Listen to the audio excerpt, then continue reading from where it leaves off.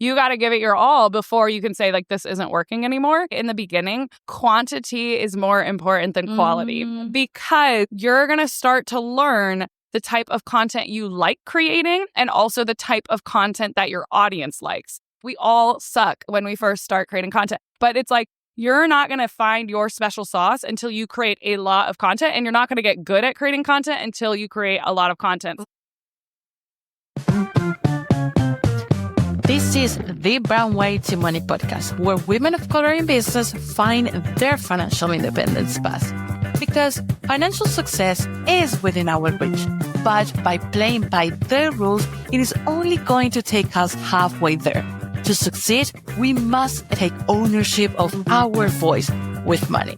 So, welcome to the Brown Way to Money podcast. But before we start, very quick, what an extra $500 will do for you or for your business this month? Well, maybe that is for payroll, to get that social media strategy, or to simply go and relax this month, take a massage, whatever it is.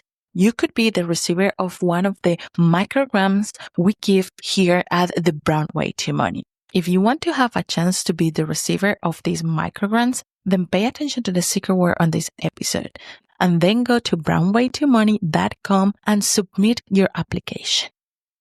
Awesome. Thank you. All right. Well, I am so happy to be recording this podcast live from FinCon today. One more episode on the financial independence path. And I have Chloe with me. Hi. It's been so long. I started following you in 2016. Wait, like when I was a money... No, I wasn't even talking about money in 2016. No. I was like a mental health person. Oh my gosh, that's crazy. Your dog made my day all time. And I was like, and then you started to share investing. Yeah. And then suddenly I saw you and you blew it up. I'm like, what is she doing? And that's what I want to talk about today. Sounds good. I'm down. Please introduce yourself. Sure. So I'm Chloe Daniels, better known as Clover Money Coach on the internet, and I teach people how to invest the lazy way. Really, the lazy way is all about making things really simple and easy so that people actually stick to it, but it's also the more effective way to invest. But mostly I'm a content creator and an educator and just teaching people about money. Listen, the lazy way, I need to say, that is everything but lazy, but it's the most effective way that I have seen on the internet. So let's talk about how do you come up with the framework? Why do you come up with the framework? And how do you got to grow your audience? So when you say the framework, do you mean the framework of the lazy investors, like program and things along those lines? So when I first started Clover Money Coach, the way that I had monetized the platform was through one-on-one coaching. And so I had hundreds and hundreds of one-on-one clients, and both on the money management side as well as the investing side. And as I started working and improving my processes with my one-on-one clients, I was able to see the common problems everybody was dealing with when it came to learning how to invest or learning how to do their money management. And so through coaching one-on-one so many clients, I was able to really look at like, okay, this is how I've been coaching one-on-one students. Now, how can I take that and scale it on a bigger level? And so basically, the framework was developed from all of those hundreds of one-on-one sessions and then slowly turned it into a course. And, of course, like a one-on-one conversation versus a program where you're working with hundreds of people, I was able to kind of dive deeper into some topics. And so I'd basically take the framework of what those investing mentorship conversations were like and then just add to it. So that's what made it a lot easier. In terms of how the lazy framework of like why I chose lazy as really my brand is because I think that most of us, especially the audience that I work with is mostly women like me. It's people who probably never thought that they would manage their own money, probably never thought that they were going to be investing on their own because they have so much else going on in their lives. Money feels overwhelming. It feels like something that like they just can't do themselves. And so it's like, no, you can do this. You can be super lazy with it so you can focus on other things and you can set it on autopilot so that you don't have to worry about it anymore. And so that's really actually even to come up with the course name and the program name at the time, it was back in December 2021.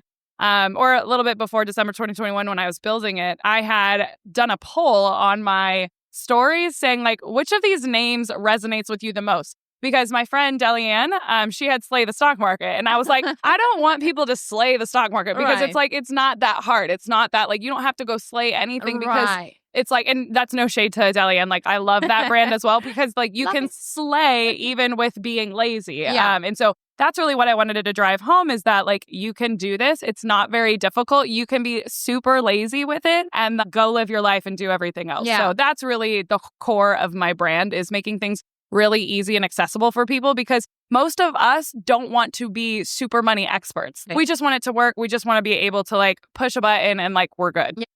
And in terms of your platform, because outreach is something that we have to take care of, how do you grow your And let me tell you something. Chloe has the best dances ever. Like, it's every time that I see you. I don't even dance as much anymore. When I first started Clover, that was my thing. It was like my weird dances that are truly like how I actually dance and the weird faces. And it was like every reel I was dancing. And now it's like you'll get like one of every like 5 reels maybe is like a dancing reel. But it's still the thing that people always remember the most because like, it's just me having fun with it. Right. I fell into it, like the dancing. It was just, I remember when I started TikTok, everybody was dancing and I was like, well, I can't dance, but like, I'll try and like see if this will be funny. And like, it took off. Yeah. So you actually started with TikTok and then passed over Instagram. Okay. So you had mentioned, so my blog actually didn't start until 2017. So you probably started following around then. Around that time, That is where I started talking about like money and mental health. Well, mental health on my little tiny... to my follow mental health. That's wild. Yeah. So that was back in 2017 when I started my little Weebly blog. And I kind of like, I just did that for a year. And then I started learning about personal finance. And that's when I started making the shift of like, okay, I really want to start talking about money. And it wasn't until 2021 that I was like, what if I just gave this my all? What if I just like, I kind of got tired of talking about mental health. I got tired of talking about like relationships and stuff like that. Mm-hmm. And so it was 2021. I had been doing the blog for like 3.5 years. And so I said, what if I just dedicated it to money? Because I was obsessed with money. Mm-hmm. And what if I just gave it my all for a year? And then I could see where I was at. Because you know how hard it is running something on the side while also running, like being in a full-time job. So I did it and I picked one platform. I stopped trying to do YouTube and Pinterest and all these other things. I focused just on Instagram. And then I did do TikTok as well. That was January 2021. I started both of those and then it just took off. Right. Once I finally focused on really just one or two platforms. Yeah. But Instagram was the one that I had the most experience with, even though I was kind of just dabbling in the space before 2021.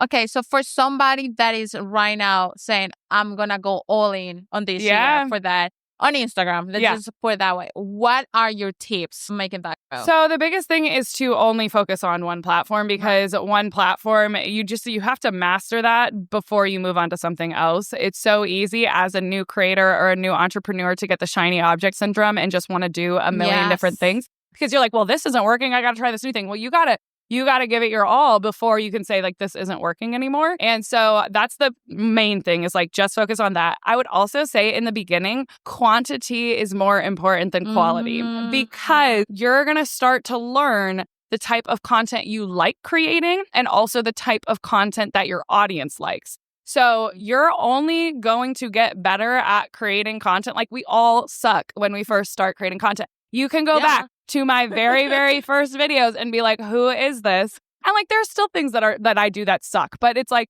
you're not going to find your special sauce until you create a lot of content, and you're not going to get good at creating content until you create a lot of content. So I do think in the beginning, quantity is more important than quality. So like, however much you can crank out. Now, with that being said, you have to stay consistent. So if it's impossible for you to do 2 posts a day or 3 posts a day and stick with it, then figure out what can I actually stick to. Like, if that's 1 post a day, great. That's fantastic. If that's 1 post every other day, that's fantastic. The consistency is also really important. And you can always use, so the way I kind of did it is TikTok would be like my rough drafts. I would like put content out on TikTok just to see how it did because on Instagram, people like, it's more curated. It's a little bit like your best content. So if you're like, I need to just practice putting content out, TikTok is the best place to do that. Crank out a bunch of content, see what sticks, and then take your best performers and put it onto Instagram. So that's kind of like, yes, you want to do quantity, but also you want to stick to something that you can actually stick to. So that's two of the biggest. The other thing is, because most of us, when we start creating content or start a business or a side hustle, it's not the only thing we're doing. Like we also have a full-time job or we're a parent or, we've got a crazy social life. And so what I found really helpful for me is I dedicated 1 day a week to Clover because it was so hard for me. Like it took a really long time for me to decide I have to dedicate Sundays. Sundays were my day for Clover. And it was like when I'd crank out all my content, I would get everything planned for the week. That helped me keep my sanity because knowing that no matter what, I had this day that I would dedicate to, I wouldn't schedule anything on it. That just was like, all right, as long as I have my Sundays, I'm going to be able to get everything done. And then the weeks aren't as hard. They were still hard because I was taking on a full-time client load as well, but it helped me keep my sanity and it also helped me keep my progress. And again, like if you really dedicate yourself to it and you really focus and you really like take what works and you implement it, hopefully it's not going to take you years and years and years to get to the place that you want to get to. It's a short-term thing. Like I knew I couldn't do that forever, but that's why I quit my job, 9 months in and was like, all right, I'm ready to do this. Okay. So looking at your story, what do you say it's one thing that you wouldn't do? Like if you look back, say like, I did this for way too long. I wouldn't do that anymore. I did one-on-one coaching for too long. I was, and my prices were too low for way too long. It's hard to regret it though, because it made me a better teacher. Right. And it made me a better content creator. It made me better in so many different ways. But my very first month full-time on Clover, I had 60 one-on-one clients. Oh my God. And most of those were 2 hours. Whoa. So think at least 100 hours of client work, which do you work one-on-one? Okay, but you've done it. Those are like therapy sessions a lot of times. So they can be very draining. Even though like much love to all of my one-on-one clients, I love it. It just requires a lot. And so I was dead. I was like, I don't know how I can keep doing this. Like, should I have even quit my job? And like, as I was doing that, I was also still taking my CFP coursework and creating the course. I was dying. I had no voice. I was like, it was insane. So I would not do that again. I would say, I think I would just maybe build up my emergency fund a little bit more to not work for like 2 months to crank out the course. But instead I was just doing it all. Oh my God. And now today, what are your revenue? The main one is the Lazy Investors course. So that's our signature investing course. And then we also are launching a new funnel for our money management bootcamp for like our 30 to 40% of our audience that isn't ready to invest. They want to learn like how to get out of debt. They want to learn how to budget and things like that. So we also have that. It's our Lazy Money Master Bootcamp. And then that's like our second most popular product. And then we have the Lazy Wealth Planner. We have a couple of like other digital products, but the main one is the Lazy Investors course. I'm pretty transparent. My business has made about 1.5 million since 2021. And 1.2 million of that has come from the Lazy Investors course. Mostly. I mean, I guess some of that's also the planner and the boot camp, but like the bulk of it is coming from. Yes. And then, the other like 300,000 is from one-on-one coaching, brand deals, speaking engagement, things along those lines. That's amazing. And I'm going to go to her talk. So I'm going to bring some of those tips to you later on another podcast episode. And I want to close down with, for you, what generational wealth mean? What generational wealth means? Oh man, that means making sure that the next generation didn't have to go through the same financial struggles I went through. Like I want to already have built something rather than like I'm building the wealth so that the next generation is just one step ahead, And so for me, I would love to be able to like pay for my kids' college, but even if I can't pay for my kids' college, which I think I'll be able to pay for my kids' college, I want to give them the knowledge early. That's the thing. No matter what happens to my finances, ideally they just keep going up and doing great. But life is lifey. Right. I will at least be able to give them the knowledge I did not have. Love it. And my parents did their best. They, they scared me away from things like credit card debt, and I'm grateful for that. And they kind of showed me in a lot of ways what not to do. But to be able to show my kids what to do and to have them start early, they're going to be fine, and it's like just one level up, so that they get to struggle a little less. Love it. Chloe, thank you so much for being here. Thank you. It's such a delight meeting you. Yeah, this has been a pleasure. And I will come up with so many other episodes that you're going to follow on financial independence. Thank you so much for being here. Okay. Did you hear something that you liked in today's episode? If so, don't keep it to yourself. Go ahead right now. Yes, right now.